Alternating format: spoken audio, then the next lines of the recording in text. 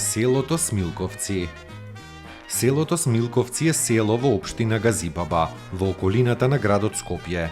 Селото се наоѓа во областа Црногорија во јужното подножје на планината Скопска Црнагора, оддалечено 11 километри североисточно од Скопје.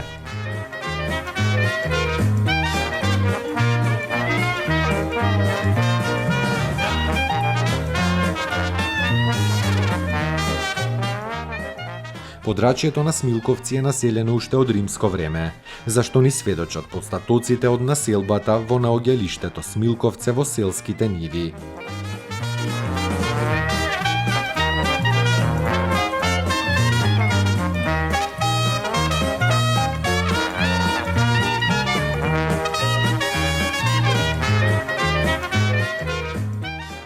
Смилковци не се сметало за одделно населено место, се до самиот крај на 20 век туку било мало на Црешево.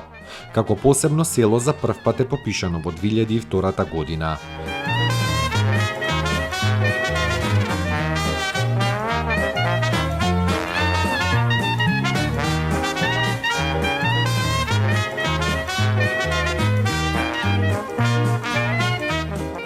На 12 април 2012 година, во атарот на селото, на брегот на Смилковското езеро, се случи грозоморното петкратно убиство.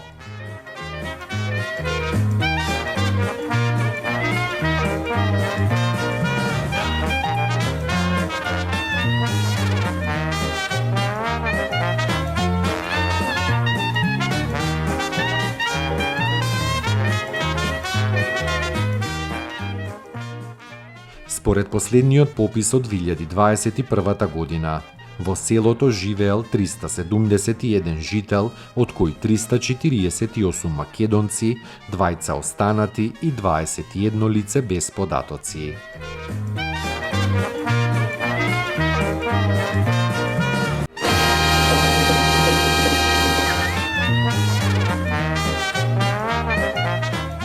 Реката Серава. Оваа река тече во селото и населбата Радишани се влева во Вардар од неговата лева страна во Скопје.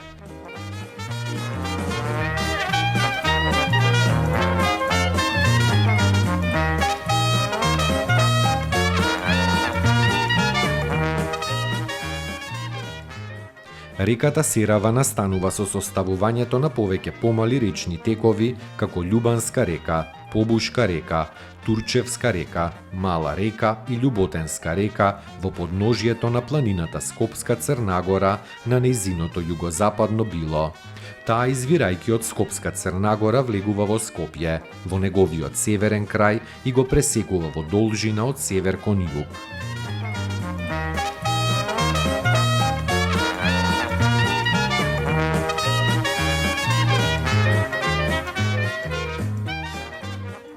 Бидејќи надолу во полето, коритото на Серава било со насипи и е доста високо, селаните и граѓаните лесно ја растурале водата, поради што во градот таа е речиси безводна.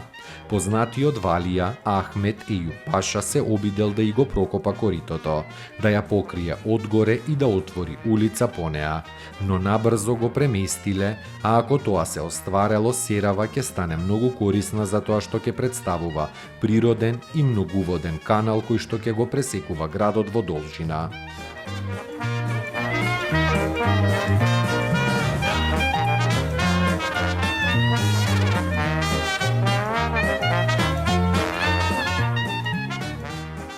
Поголемиот скопски земјотрес од 1963-та. Тоа е остварено. Нејзиното корито низ градот е покриено и поплочено и таа денес е всушност главна канализациона артерија на северниот дел на градот од левиот брег на Вардар. Во горното течение реката е позната под името Радишанска или Радишка река. Под името Серава таа е позната само во градот Скопје.